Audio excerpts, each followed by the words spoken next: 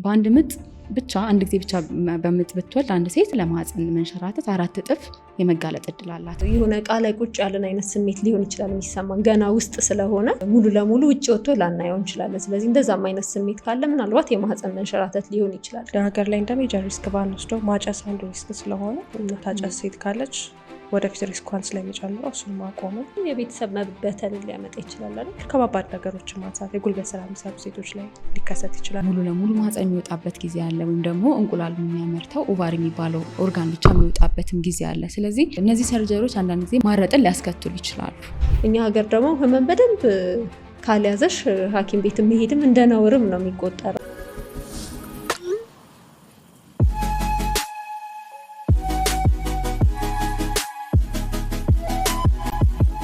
ሰላም ጤና ይስጥልን ውድ ተመልካቾቻችን፣ ይህ ዘመናዊ ሕክምና ከባህላዊ አስተምሮ እንዲሁም ከማህበረሰብ ጤና ሳይንስ አንጻር የምንመለከትበት እነሆኛ ፖድካስታችን ነው። አብረናችሁ የምንቆየው ዶክተር ሜላት፣ ዶክተር ትዕግስት እንዲሁም እኔ ዶክተር ብሩክታይት በጋራ በመሆን ነው። አብራችሁን ቆዩ።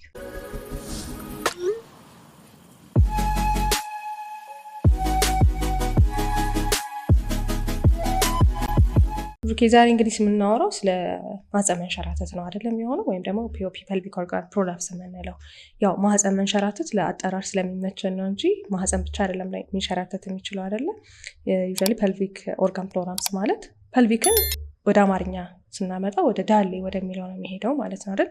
ዳሌ አካባቢ ያሉ ጡንቻዎች አሉ፣ ደግሞ ሌጋመንት ወይም ደግሞ ጅማቶች አሉ፣ አጥንቱ አለ፣ አቀማመጡ። ስለዚህ እነዚህ ሁላ ነገሮች ዳሌ ውስጥ ያሉ ኦርጋኖችን ወይም ደግሞ ያው ዳሌ ውስጥ ያሉትን ኦርጋኖች ሰፖርት አድርገው የሚይዙልን ናቸው ማለት ነው አይደለ?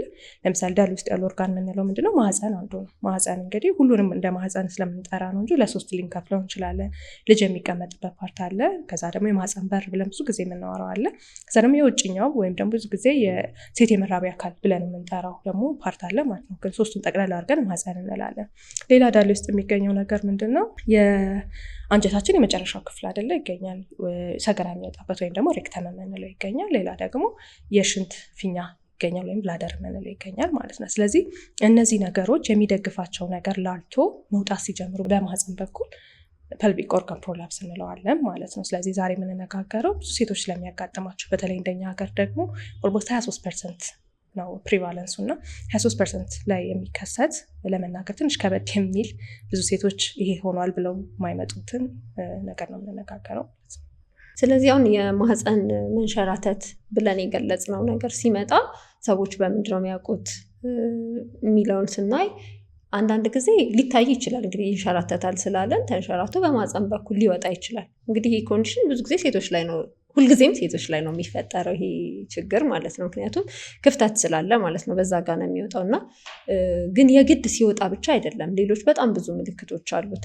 ስለዚህ መጀመሪያ ላይ የሆነ እቃ ላይ ቁጭ ያለን አይነት ስሜት ሊሆን ይችላል የሚሰማን ገና ውስጥ ስለሆነ ሙሉ ለሙሉ ውጭ ወጥቶ ላናየው እንችላለን። ስለዚህ እንደዛም አይነት ስሜት ካለ ምናልባት የማህፀን መንሸራተት ሊሆን ይችላል። ከዛ ውጭ ደግሞ ሽንት ላይ ችግሮች ሊኖሩ ይችላሉ። ምክንያቱም አንደኛው በማህፀን በኩል ሊወጣ ይችላል ብለን የጠቀስነው ነገር የሽንት ማጠራቀሚያው ፊኛው ነው ማለት ነው። ስለዚህ እሱ የሚወጣ ከሆነ አንዳንድ ጊዜ የሽንት ማምለጦች ሊኖሩ ይችላሉ፣ ሽንትን መቆጣጠር ማቃት ሊኖር ይችላል ማለት ነው እና እንደዚህ አይነት ምልክቶች ሊኖሩ ይችላሉ። ወይም ደግሞ ሬክተም ያልነው ፓርት ደግሞ ከሆነ የወጣው ሰገራ ለመውጣት መቸገር፣ አንዳንድ ጊዜ በጣት ሁላ እስከ መግፋት ድረስ ሊደርስ ይችላል ሰገራ መውጣት ከብዷቸው ማለት ነው እና የተለያዩ ምልክቶች ሊኖሩት ይችላሉ ከማህፀኑ ሙሉ ለሙሉ ከመውጣት ውጭ ማለት ነው። ግን በጣም ብዙ ጊዜ የምናየው ደግሞ ሙሉ ለሙሉ ወጥቶ ያው ግድ ሲሆን ሰዎች የግድ እርዳታ ሲፈልጉ ነው የሚመጡት እንጂ እነዚህ ነገሮች ያው እኛ ሀገር ደግሞ ህመም በደንብ ካልያዘሽ ሐኪም ቤት መሄድም እንደ ነውርም ነው የሚቆጠረው። የሆነ ራስሽ እንደመጠበቅ ሳይሆን ምን እሷ በሆነ ባልሆነው ስለምትባይ እሱንም ወቀሳ ሄዳችሁ ያው የሚሉት ነገር አያጡም፣ ስም አያጡለት። እውነት ነው። የኛም ስም አለ። ከዛ ደግሞ ቻይ ስትሆኚ የምትደነቂበት ማህበረሰብ ነው እኛ ጋር። አሞሽ ስትይ እሷ እኮ ትችላለች የምትባይበት ነው። እናቶቻችን ደግሞ በጣም ብዙ ነገር ይችላሉ እና በዚህ ምክንያት ብዙ ሰው የሚመጣው ሙሉ ለሙሉ ወደ ውጭ ወጥቶ ማየት ሲጀምር ነው። ግን እነዚህ ምልክቶችም ካሉ ምናልባት የማህፀን መንሸራተት ሊሆን ስለሚችል ግን ወደ ሕክምና ቢመጡ እንመክራለን። ስለዚህ ያው ማህፀን መንሸራተት ሴት ላይ ብቻ ነው የሚከሰተው። ያው ማህፀን ሴትም ላይ ስላለ ነው። ግን ዋነኛው እንደ ምክንያት የምናነሳው እንግዲህ ቅድም ዳሌያችን ላይ 3 ስትራክቸሮች አሉ ብለናል አይደለ? የመጀመሪያው ፊት ለፊት ላይ ያው ፊኛ አለ፣ የሽንት ፊኛ አለ። ከዛ መካከል ላይ ዩትረስ የምንለው ማህፀን አለ። ከኋላ ደግሞ ሬክተም ወይም ደግሞ የመጨረሻው የአንጀት ክፍል አለ እና እነዚህ ክፍሎች ተወጥረው ነው የሚገኙት፣ እንዳይንቀሳቀሱ እንዳይወድቁ። በቃ ተፈጥሮ እንደዛ ነው፣ ወጥሮ በጅማትም በጡንቻም ተወጥሮ ነው የሚገኘው። ስለዚህ እነዚህ ጅማት የምንለው ጡንቻ የምንለው ወይም ደግሞ ነርቭ ደግሞ አለ አይደለ? ጡንቻን ለጡንቻ መልእክት የሚሰጥና ሪላክስም ኮንትራክት እንዲያደርግ የሚያደርገው አካል ሲጎዳ ነው እንግዲህ ይሄ ማህፀን የሚንሸራተተው ማለት ነው። ስለዚህ በዋነኝነት ምክንያት የምንለው በምጥ መውለድ ነው። ያው ምጥ እንግዲህ በጣም ከባድ ነው አይደለ? ከባድ የሚባል ፔን ነው እና በምጥ ውስጥ ስታልፍ እነዚህ ስትራክቸሮች በጣም ቴንሽን ውስጥ ወይም ውጥረት ውስጥ ይኖራሉ። ስለዚህ በኋላ ላይ የመድከም ነገር እና ሰፖርት ማድረግ ያቅታቸዋል ማለት ነው። እና የሚገርማችሁ ነገር በአንድ ምጥ ብቻ አንድ ጊዜ ብቻ በምጥ ብትወልድ አንድ ሴት ለማህፀን መንሸራተት 4 እጥፍ የመጋለጥ እድል አላት ማለት ነው። 2 ብትወልድ ደግሞ 8 እጥፍ እያለ በወለደችው ልጅ ልክ እድሏ እየጨመረ ነው የሚመጣው ማለት ነው። ስለዚህ ብዙ ልጅ በምጥ የወለደች እናት ለማህፀን መንሸራተት በጣም ተጋላጭነቷ ከፍ ይላል ማለት ነው። ከዛ ውጭ ደግሞ ይህንን ችግር የሚያስከትለው ብለን የምናስበው ነገር ምንድን ነው? ሆዳችን ውስጥ ያለው ፕሬሸር ሲጨምር ወይም ግፊት ሲጨምር፣ ለምሳሌ ረጅም ጊዜ የምታስል ሴት አጫስ ልትሆን ትችላለች። ወይም ደግሞ ለምሳሌ እናቶቻችን እንደውም በጣም የሚታወቀው ይሄ ብዙ ጊዜ በከሰል በእንጨት ነው አይደል ምግብ የሚያበስሉ። ስለዚህ ከዛ ጋር ተያይዞ የሳንባ ችግር ይመጣባቸዋል። በዛ የተነሳ ብሮንካይትስ የምንላቸው ክሮኒክ ብሮንካይትስ የምንላቸው በሽታዎች ያላቸው እናቶች ረጅም ጊዜ ስለሚያስሉ ረጅም ጊዜ ፕሬሸር ስለሚፈጠር ተጋላጭ ይሆናሉ። ወይም ደግሞ ረጅም ጊዜ ድርቀት የሚያስቸግራቸው እናቶች ለምን ያው ማማጥን ስለሚያመጣ ማለት ነው። ስለዚህ እነሱም ተጋላጭ ይሆናሉ ማለት ነው። ከዛ ውጭ ደግሞ ያው አወላለድ ነው። በምጥ መውለድ እንዳለ ሆኖ ምን ያህል ሰዓት በምጥ ቆየች የሚለው ነገር ማተር ያደርጋል። ለምሳሌ በጣም ፈጥኖ በአጭር ሰዓት ውስጥ የሚወጣ እርግዝናም ሲሆን እነዛን አካላቶች ጎርቶ የሚወጣው፣ ስለዚህ ለዚህ ትጋለጣለች። ወይም ደግሞ ረጅም ሰዓት ማመጥ በጣም ከ1 ቀን በላይ ከ2 ቀን በላይ ስፔሻሊ ገጠር ላይ አይደለም ያው ቤት ውስጥ ነው የሚወልዱት። ስለዚህ ረጅም ሰዓት ያመጣሉ። እሱም እነዛን ስትራክቸሮች በጣም አፌክት የማድረግ ባህሪ ያላቸው ማለት ነው። ከዛ ውጭ እንደ ምክንያት የምንወስዳቸው ደግሞ የጤና እክሎች አሉ።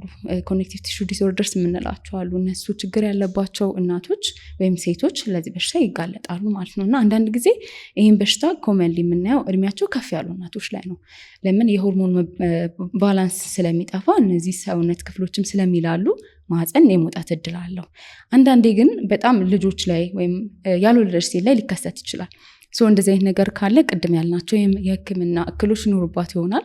ወይም ደግሞ ከአፈጣጠር ጋር ተያይዞ የሚመጡ በሽታዎች አሉ። ስለዚህ እነዛም ሊሆኑ ስለሚችሉ እነሱንም ኮንሲደር ማድረግ ጥሩ ነው። ከዚህ በተጨማሪ ከመጠን በላይ ውፍረት ያላት ሴት ላይ ኦቤሲቲ ላይ በጣም እንደዚህ አይነት ነገሮች የመከሰት እድላቸው ከፍ ያለ ነው። ሌላ ምጥን ተከትሎ ሰዓት መርዘም ከማጠር ውጭ ልጆች የሚወለዱበት ኢንተርቫል እንዴት ነው የሚለው። ምክንያቱም እነዚህ ቅድም ያልናቸው ነገሮች ምጥ ሲመጣ በጣም ተጎድተው ነው አይደለም፣ ቴንሽን ውስጥ ገብተው ነው፣ ውጥረት ውስጥ ገብተው ነው ልጅ የሚወለደው እና እሱ አገግሞ ያው ነርቭም ከሆነ የተጎዳው ነርቭ አገግሞ ወይም ደግሞ ጡንቻውም ቢሆን አገግሞ ሌላ ልጅ መሸከም እስኪችል ድረስ ካልተጠበቀ ብዙ ጊዜ 2 ዓመት የምንመክራቸው አንዱ ምክንያት ይሄ ነው። ብዙ ምክንያቶች ሌላም ቢኖር ማለት ነው እና እነሱ ሳይኖሩ በተደጋጋሚ ልጅ የሚወለድ ከሆነ ይሄ ነገር ይከሰታል። ይሄ ማለት ግን ሁሉም ብዙ ልጅ የወለደ ሴት ወይም ደግሞ በምጥ የወለደ ሴት ሁሉ ይሄ ነገር ያጋጥመዋል ማለት አይደለም። አንዳንዴ የዘረመልም ነገሮች አሉት። አንዳንድ ጊዜ አንድ ልጅ ብቻ በምጥ ወልዳ የማህፀን መንሸራተት የሚመጣባት ሴት እንዳለች ሁሉ ብዙ ልጆችን ወዲያው በላይ ወልደው የማያጋጥማቸውም ደግሞ ሴቶች አሉ። ስለዚህ ሁሉም ሴት ያጋጥመዋል እያለን አይደለም።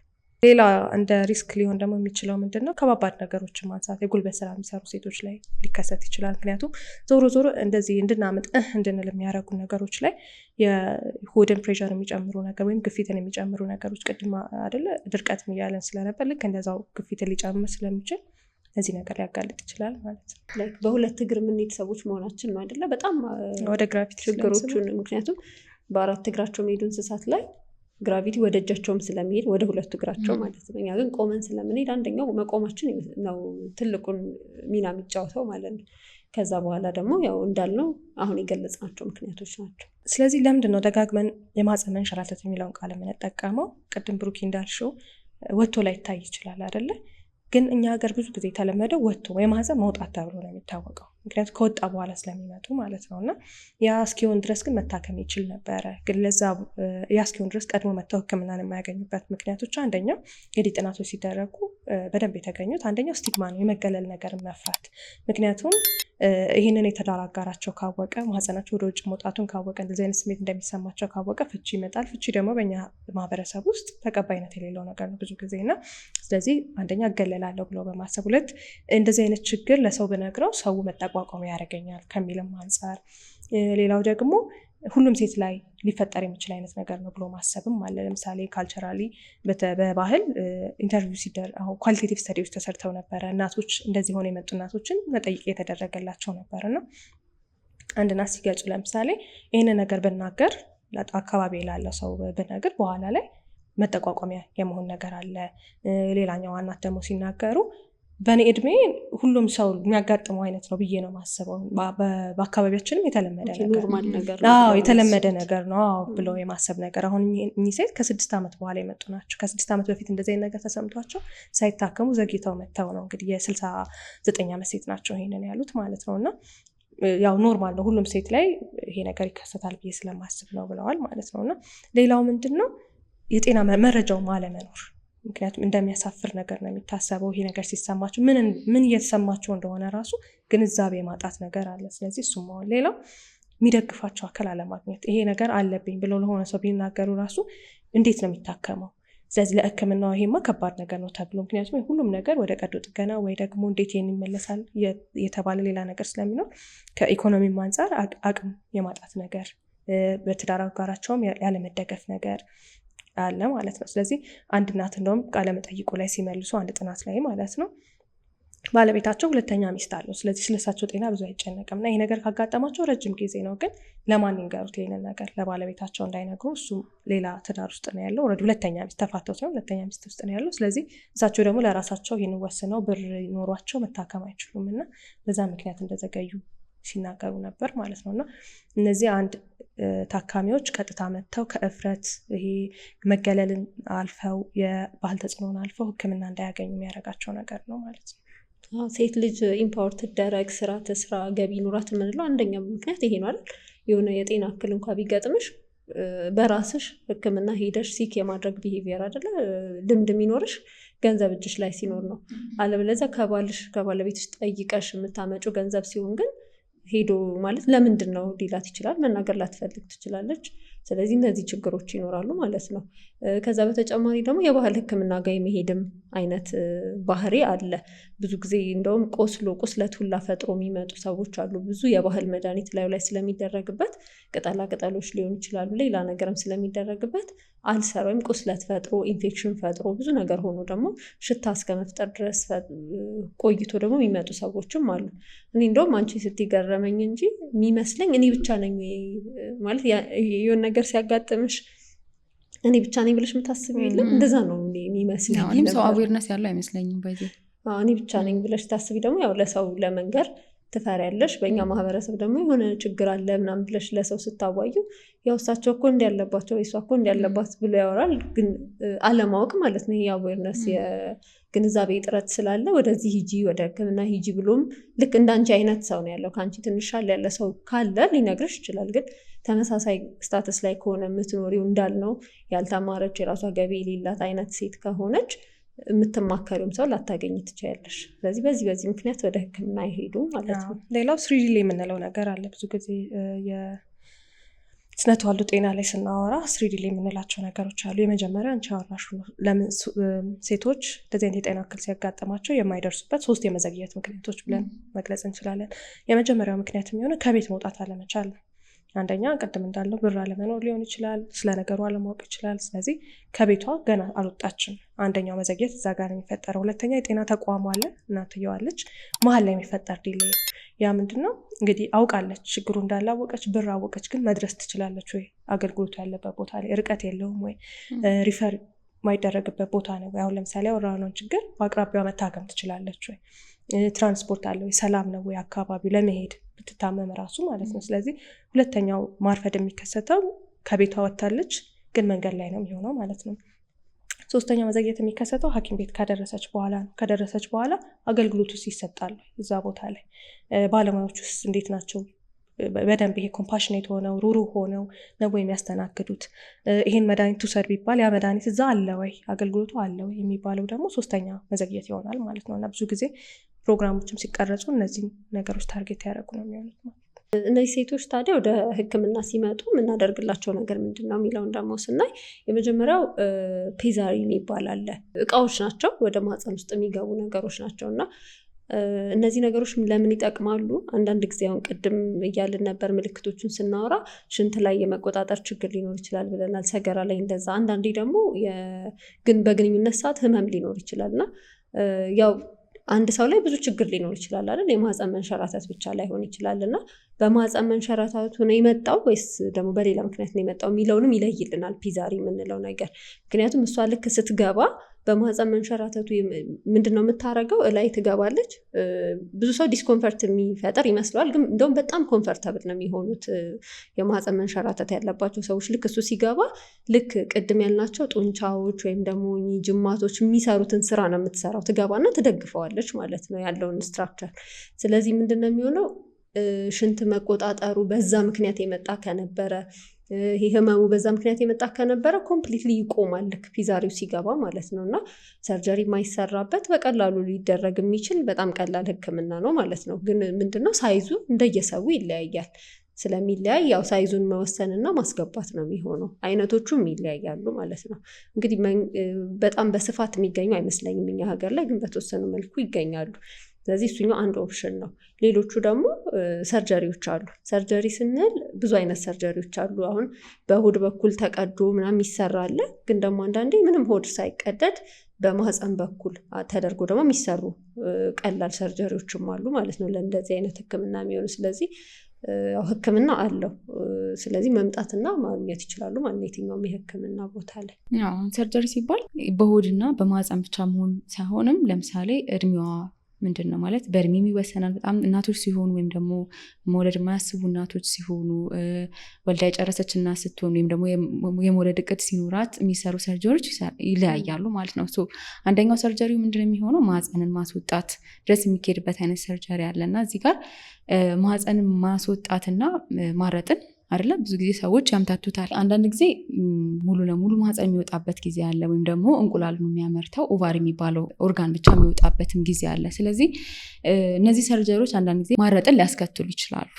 በመጀመሪያ ምንድን ነው ማረጥ የሚለውን ነገር ብናይ፣ ማረጥ ማለት እንግዲህ ሴት ልጅ ዘሯን መተካት አለመቻል ማለት ነው አይደለ? ስለዚህ ያ የሚሆነው መቼ ነው? ኦቫሪ የሚባለው ኦርጋን እንቁላል መልቀቅ ያቆማል። ከዛ ውጭ ደግሞ የኦቫሪ ስራው ምንድን ነው? ሆርሞኖች አሉት ኤስትሮጅን እና ፕሮጀስትሮን የሚባሉት እና እነሱንም መመረት ያቆማል ማለት ነው። ስለዚህ እነዛ መመረት ሲያቆሙ ሰውነት ላይ የሚመጡ ለውጦች ይኖራሉ፣ ያው አለመውለድም ጨምሮ ማለት ነው። ስለዚህ ሂስቴሬክቶሚ ሲኖር ማህፀን ብቻ ከወጣ ይሄ ነገር አይኖርም። ለምን? ዋናው ኦቫሪ መኖሩ ነው የሚያስፈልገው። ኦቫሪ እስካለ ድረስ እነዚህ ሆርሞኖች ይመነጫሉ ማለት ነው። ግን ኦቫሪውም ማህፀንም ከወጣ ግን ያው ወደ ማረጥ ይመራል ማለት ነው። ስለዚህ ያው እድሜዋ ገና ያልሆነች እናት ምናልባት ይህ ሰርጀሪ ላይሰራ ይችላል ማለት ነው። እና ብዙ ጊዜ ምናልባት የማይመጡበትን ምክንያት ይህን ፍራቻ ሊሆን ስለሚችል በዚህ ላይ ክሊር እናድርገው ብዬ ነው። ማህፀን የምንለው አሁን ልጁ የሚቀመጥበት ማለት ነው። ልጁ የሚቀመጥበት ብቻ ከሆነ የሚወጣው ብዙ ሰው ልጅ መውለዱን ብቻ አይደለም የምንፈራው። ብዙ ጊዜ ሴት ላይ እኮ ልጅ አለመውለድ ብቻ አይደለም የሚያስፈራሽ። አሁን ልጁ የሚቀመጥበትም ከሌለ አርግዛ መውለድ አትችልም አንድ ሴት። ነገር ግን ሌላ ምን ያሳስብሻል? ፔሪድ መኖሩ አለመኖሩ፣ ሆርሞኖቹ አሉ የሉ። ምክንያቱም ሴት ልጅ አብዛኛው ነገሯ በሆርሞን ነው አይደለም የሚጠበቀው። መልክሽ ሊሆን ይችላል፣ የቆዳሽ ነገር ሊሆን ይችላል፣ የአጥንት ጥንካሬ ሊሆን ይችላል፣ ብዙ ነገሮች ማለት ነው። እና ኦቫሪ ያልነው ወይም እንቁላሉ የሚቀመጥበት ፓርት ካልወጣ እሱ ነገር ይቀጥላል ማለት ነው። ኢስትሮጅን ስቲል ታመርታለች። ስለዚህ ይሄ ሜኖፖዝ ወይም ማረጥ የምንለው ጋር አትደርስም ማለት ነው። ግን ፔሪድ ደግሞ አታይ ፔሪድ ላታይ ትችላለች፣ ግን እንትኑ አለ፣ ሆርሞኑ አለ። ሜኖፖዝ ብለን እኮ የምናክማቸው ምልክቶች አሏል። ማረጥ ብለን የምናክማቸው ለምሳሌ አጥንት መሳሳት አለ፣ ሆት ፍለሽ የምንለው ወይም በጣም የሚሞቃቸው ምናምን አይደል ምልክቶች አሉ ከማረጥ ጋር ተያይዘው የሚመጡ ማለት ነው። እና እነሱ ችግሮች ግን አይኖሩም ኦቫሪ እስካለ ድረስ። ብሩኬ ካልሽን ከሰርጀሪ ውጭ ከፔሳሪ ውጭ ደግሞ ሌላ የኬግል ኤክሰርሳይዝ የምንለው በጣም ቀላል ባለንበት ቦታ ሁነን የምንሰራው ኤክሰርሳይዝ አለ። ያው ሽንታችን ሲመጣ ልክ እንደ መያዝ አይነት ነገር ነው። እሱ ያው አካባቢውን ያጠነክራልና ምንድነው የሚሆነው በጣም አጫጭር ግን ሪፒቲድሊ የምንሰራ እንቅስቃሴዎች ይኖራሉ ማለት ነው። በእነሱ የሚመለሱ አሉ። ስፔሻሊ ኤርሊ ከሆነ መጀመሪያ አካባቢ ከሆነ ሙሉ ለሙሉ ካልወጣ አንዳንድ ጊዜ በዚህ ሊመለስ ይችላል፣ ወይም ደግሞ ሙሉ ለሙሉ ላይወርድ ይችላል። ካልሆነ ግን በዚህ የማይመለስ ከሆነ ደግሞ ያው ቀጣይ ማኔጅመንቶች ጋር መሄድ ሊያስፈልገን ይችላል። ስለዚህ ይሄ ኤክሰርሳይዝ ቅድም እንዳልኩት ሽንትን መያዝ ላለመሽናት መሞከር ነው እና ከማህፀን መንሸራተት ውጭ እነዚህ ኤክሰርሳይዞች እንትን ላለባቸው ሽንታቸው መቆጣጠር ለማይችሉ ሰዎች ስፔሻሊ አሁን ስትረስ የምንላቸው አሉ አይደለ? ሲያስነጥሱ ሽንታቸው የሚያመልጣቸው ሰዎች ወይም ደግሞ ሲያስሉ የሚያመልጣቸው ሰዎች፣ ሲስቁ የሚያመልጣቸው ሰዎች እነዚህ ኤክሰርሳይዝ ቢሰራ ላይክ ማስተካከል ይችላል ማለት ነው። ከተጨማሪ ደግሞ እነዚህ እርጅ የምንላቸው አሉ። ድንገት መጥተው የሚያጣድፉና ሽንታችን የሚያመልጠን ሰዎችም ይህን ኤክሰርሳይዝ ቢሰሩ ይጠቅማል። ተጨማሪ ደግሞ ለምሳሌ የወለደች እናት ይህን ኤክሰርሳይዝ ብትሰራ ጥሩ ነው። ለምሳሌ ሴክሹዋሊ ቶሎ አክቲቭ መሆን ትችላለች። ወንድም ላይ የሚመከርበት ጊዜ አለ። ስፔሻሊ አሁን ይሄ ኤሬክታል ዲስፋንክሽን ያለባቸው ስንፈተ ወሲብ ያለባቸው ወንዶች ቢሰሩ አሪፍ ይሆናል። እንደዚህ አሁን ፒኦፒ ወይም ደግሞ የማህፀን መንሸራተት ያለባቸው ሴቶች አንደኛው ችግራቸው ምንድን ነው እንደ ኮምፕሊኬሽን የምንጠራው የወሲብ ፍላጎት አለመኖር አይደለ? እንደዚህ አይነት ነገር ይመጣባቸዋል። እሱንም የማሻሻል ባህሪ ያለው ማለት ነው። ይህንን እንቅስቃሴ ቢሰሩ በጣም ሲምፕል ነው። ቶሎም ደግሞ ኢምፕሩቭመንት ያዩበታል ማለት ነው። እንቅስቃሴዎቹ እንዴት እንደሚሰሩ ዲስክሪፕሽን ላይ በደንብ እናስቀምጥላቸዋለን። ምን ያህል ጊዜ በቀን መሰራት አለበት፣ ምን ሰዓት ላይ መሰራት አለበት የሚለውን ዲስክሪፕሽን ሴክሽን ላይ በደንብ እናስቀምጠዋለን።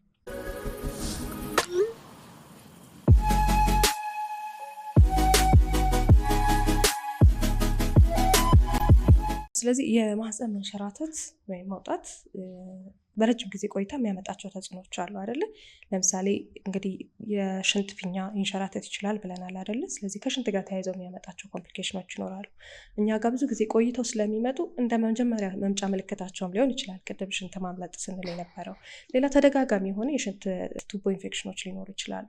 ስለዚህ በእነሱ ምክንያትም ሊመጡ ይችላሉ ማለት ነው። ሲሸኑ ማቃጠል፣ ቶሎ ቶሎ ሽንታቸው የመምጣት ነገር፣ የሽንት ፊኛ ኢንፌክሽኑ ደግሞ ከፍ ያለ ከሆነ ደግሞ ከማቅለሽለሽ ወደ ላይ ከማለት ተጨማሪ የኩላሊትን የመጉዳት ነገር ሊኖር ይችላል። ስለዚህ በእነዚህ ምልክቶች ሊመጡ ይችላሉ ማለት ነው።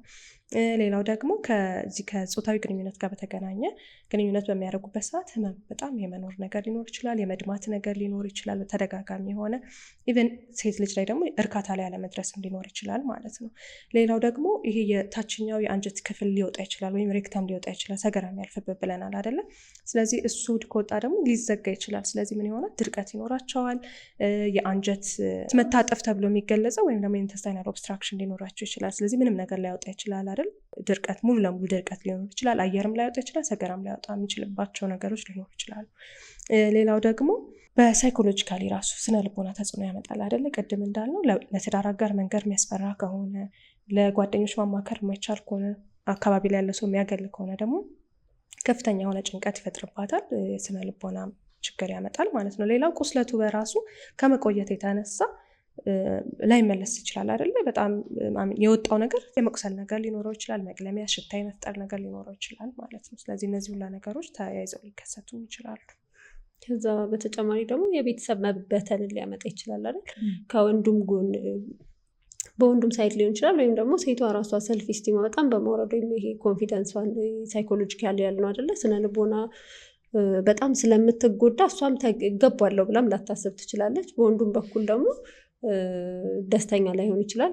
ብዙ ጊዜ የምናያቸው ኬዞች በተለይ ደግሞ ገጠር አካባቢ ያሉ ኬዞች ደግሞ ብዙ ጊዜ እንደዚህ የቤተሰብ መበተን፣ የትዳር መበተንን ያመጣል ማለት ነው በተጨማሪ። ስለዚህ ይህን ነገር መከላከል እንዳይመጣ መከላከል እንችላለን ነው ሌላው ጥያቄ ሊሆን የሚችለው ማለት ነው። እና ማድረግ የምንችላቸው የተወሰኑ ነገሮች አሉ።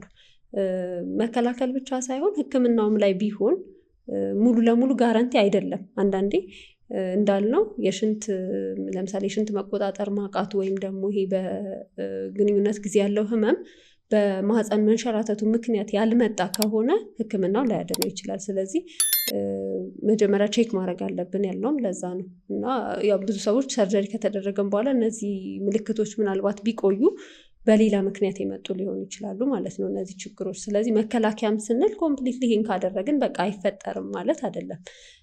ለምሳሌ በልጅ መውለድ እንደ አንድ አጋላጭ ምክንያት ገልጸነዋል እና ስለዚህ በማህፀን አትውለዱ፣ አይ በኦፕራሲዮን ውለዱ እያልን አይደለም። ግን ያው ሪስኩ ሲታይ የሚቀንስበት ነገር አለ ማለት ነው። ግን ከዛ የተሻለ ምን እንመክራለን? የልጅ መውለድን ማራራቅ አይደለም 2 ዓመት የምንልበት ምክንያት ከሌሎች ከብዙ ጉዳቶቹ በተጨማሪ አንደኛው ይሄ ነው። ምክንያቱም ያልጠነከረ ጅማት ጡንቻ ነው የሚኖራቸው። እዛ ላይ ደግሞ ሌላ ፕሬዠር፣ ሌላ ግፊት መጨመር ስለሚሆን ማለት ነው። ሌላ ደግሞ በጣም ከባባድ እቃዎችን አለማንሳት፣ በተለይ ደግሞ እድሜ ከፍ እያለ ሲሄድ ማረጥ ጋር የደረሱ እናቶች ከሆኑ፣ የወር አበባ ማየት ያቆሙ እናቶች ከሆኑ በተለይ እነዚህ ጡንቻዎች የሚጠነክሩት በኢስትሮጅን በምንለው ነገር ስለሆነ የመዳከም ነገር ስለሚኖራቸው ከባባድ እቃዎችን አለማንሳት፣ በአቅማቸው ስራ እንዲሰሩ ማድረግ። ያው ቁጭ በሉ እያለን አይደለም። በተለይ ደግሞ የማህፀን ኢቭን መንሸራተት በትንሹ የመጣባቸውም ሴቶች ቢሆኑ በቃ ቤት ቁጭ ብላችሁ ዋሉ እያልን አይደለም። ኤክሰርሳይስ ነው እንደውም የበለጠ የምናበረታታው። ግን በጣም ከባባድ የሆኑ እቃዎችን ደግሞ ማንሳት አይኖርባቸውም ማለት ነው። ሌላ ደግሞ ያው የተመጣጠኑ ምግቦችን መውሰድ አይደል፣ ራስን ኤክሰርሳይዝ ማድረግ፣ ብቁ ማድረግ። አሁን እንደውም ጥሩ ይሄ ከዘመናዊነቱ ጋር የመጣ ነገር ምንድን ነው? ልጅ ከወለድሽ በኋላ ኤክሰርሳይሶችን ማድረግ አይደለ፣ ለልጅ ለወለደ ሰዎች እየተባለ ዩቲዩብ ላይ በጣም ብዙ ቪዲዮዎች አሉና እናቶችም ሲሰሩ አያሉ አሁን ላይ ያሉ እናቶች እና በጣም ጥሩ ልምድ ነው። እንዲቀጥል ነው የምናበረታታው። ሌላው ኪግል ኤክሰርሳይስ መጠቀም እንችላለን እንደተባለው። በተለይ የወለደች እናት ላይ ኪግል ኤክሰርሳይስ በቃ ሽንት የመያዝና የመልቀቅ አይነት ኤክሰርሳይስ ዝም ብላ ቁጭ ብላን ባለችበት ቦታም ላይ ማድረግ ትችላለች። ሌሎችም ኤክሰርሳይሶች አሉ፣ እነሱን መስራት በጣም የተሻለ ነው። ጡንቻዎቻችንን በደንብ ስለሚያጠነክርልን ማለት ነው። ሌላ እንግዲህ እንደ ሀገር ላይ እንደ ሜጀር ሪስክ ባንወስደው ማጨስ አንዱ ሪስክ ስለሆነ ታጨስ ሴት ካለች ወደፊት ሪስኳን ስለሚጨምረው እሱን ማቆምን ተመራጭ ነገር ነው። ያልጠቀስነው ነገር ግን አብዛኞቹ ሴቶች ምናልባትም አንዳንዴ በወገብ ህመም ይመጣሉ አይደለ? የወገብ ህመም ኃይለኛ የሆነ የወገብ ህመም ኖሯቸው ማለት ምን እንደሆነ ሳይረዱት ከወገብ ህመም አንዱ ኮዝም ይሄ ሊሆን ይችላል። እና የወገብ ህመም በጣም ብዙ ሰው ላይ አይደለ ምክንያቱ ሳይታወቅ ያው ምክንያቱም ሌሎች ምክንያቶችም ይሄ የማይታከሙ ምክንያቶችም ወገብ ህመም ሊያመጡ ስለሚችሉ ብዙ ሰው ወገቤን ያመኛል እያለ ሕክምናም እየሄደ በማስታገሻ እንዲሁ ደግሞ በመታሸትም በማለትም የሚመላለስ በጣም ብዙ ሰው እንዳለ ይታወቃል። እና አንደኛው ምክንያት እንዳልሽው ይሄ ስለሆነ ለጤና ባለሙያውም ይሄን ነገር ኮንሲደር ለማድረግ ቢጀመር ደግሞ ጥሩ ነው። ይሄም ሊሆን ይችላል ብሎ ማሰቡ ማለት ነው። ስለዚህ የማህፀን መንሸራተት ነው ህክምናው በተለያዩ ቦታዎች ይሰጣል። በተለይ ደግሞ ሀምሊን ፊስቱላ ሴንተር ላይ በነፃ አይደለ ለእናቶች ኢንፌክሽኑ ታክሞ ምን ብሎ እስከ ሰርጀሪ ድረስ እስከ መጨረሻው ድረስ ህክምናን ማግኘት ይችላሉ ሀምሊን ፊስቱላ ሴንተር ላይ።